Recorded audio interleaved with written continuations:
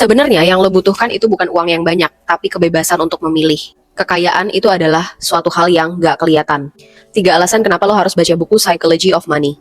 Buku ini nggak ngajarin lo untuk tahu saham apa yang lagi bagus atau seberapa banyak tabungan yang harus lo punya, seberapa banyak persen lo harus menabung dari gaji yang lo dapat. Tapi di buku ini banyak banget mengajarkan kita kalau ternyata perilaku kita dan hubungan kita sama uang itu nggak ada hubungannya dengan intelijensi, nggak ada hubungannya dengan background pendidikan, dan nggak ada hubungannya dengan berapa uang yang lo punya. Jadi kalau lo berpikir orang yang punya kemampuan mengelola uang yang baik itu adalah orang yang punya banyak uang, jawabannya belum tentu. Dari buku ini pandangan lo akan terbuka karena lo akan ngelihat kisah-kisah orang kaya yang ternyata kekayaannya itu nggak bertahan lama hanya karena ketamakan dan keegoisannya.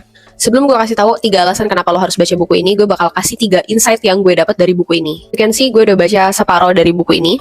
Gue cukup kesulitan mengambil dan merangkum 3 insight aja karena semuanya menurut gue sangat amat insightful. Oke, pertama, paradoks orang dalam mobil. Lo mungkin berpikir kalau yang lo inginkan itu adalah mobil yang mewah.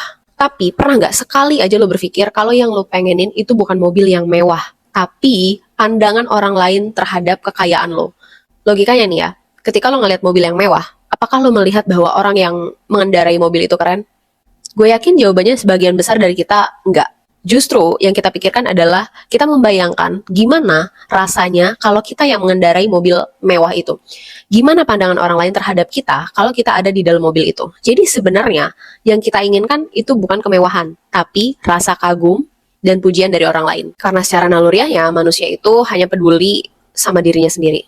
Insight kedua, menggunakan uang Anda untuk membeli waktu dan pilihan adalah manfaat gaya hidup yang sukar disaingi dengan barang mewah. Yes, nilai intrinsik uang atau dividen terbesar dari uang yang bisa diberikan itu adalah kemampuan untuk lo punya kendali atas waktu yang lo punya.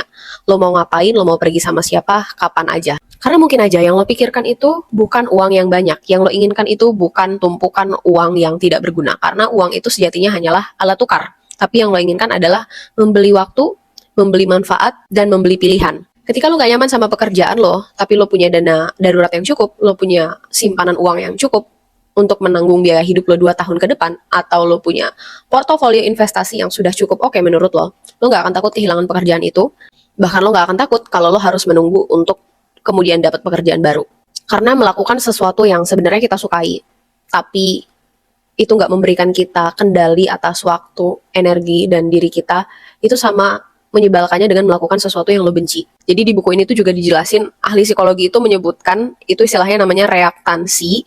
Intinya, kalau orang disuruh melakukan sesuatu, walaupun sebenarnya dia mau melakukan hal itu, dia nggak akan melakukan hal itu karena dia ngerasa orang lain yang ngebuat pilihan untuk dia, orang lain yang memerintah dia, dan itu ngebuat dia ngerasa nggak berdaya, nggak punya kendali atas dirinya dia. Jadi kalau sebenarnya lo suka banget dengan menulis, tapi kemudian lo ada di lingkup pekerjaan yang memaksa lo untuk terus-menerus menulis tanpa memikirkan rasa kemanusiaan, lo kehilangan waktu dan kendali atas waktu dan diri lo akan merasa menulis itu sama menyebalkannya dengan hal yang paling lo benci di dunia ini.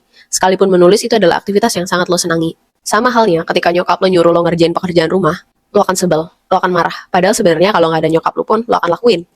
Karena manusia itu nggak suka ketika orang lain punya kendali atas dirinya dia. Komen di bawah kalau misalnya lo pengen gue sharing lebih banyak insight tentang ini, karena menurut gue ini buku bener-bener daging, bisa dibaca siapa aja walaupun uang lo sedikit. Bahkan menurut gue, meskipun uang lo masih sedikit, lo harus baca ini. Jadi setidaknya berapapun uang yang lo hasilkan, lo bisa menggunakannya dengan bijak.